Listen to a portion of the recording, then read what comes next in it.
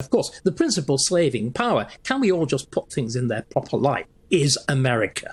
The reason, the Floyd thing happens is because of the extraordinary paradox of America in the 18th century rebelling in the name of liberty and yet becoming the leading slave economy. This is the problem. And the paradoxes just go endlessly. So it's Albert who actually keeps Britain out of interventions in the American Civil War.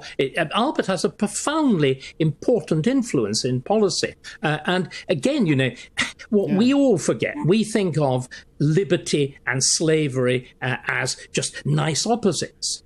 In 18th century England, the people who were in favour of doing something about slavery were hard Tories. There were people like Dr. Johnson. And Dr. Johnson has this wonderful remark on the subject of slavery. Nobody yelps more loudly for liberty than a Yankee slave driver.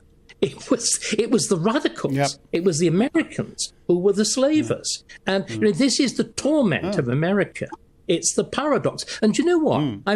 Because I got very interested in this subject, I was reading up on the role of Britain and the slaves during the American War of Independence. Do you know whose side most of the slaves were on in the American War of Independence?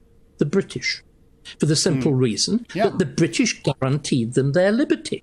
And you get, as early as the 1820s, you get campaigners for abolition saying no country in the world does more for blacks than Britain.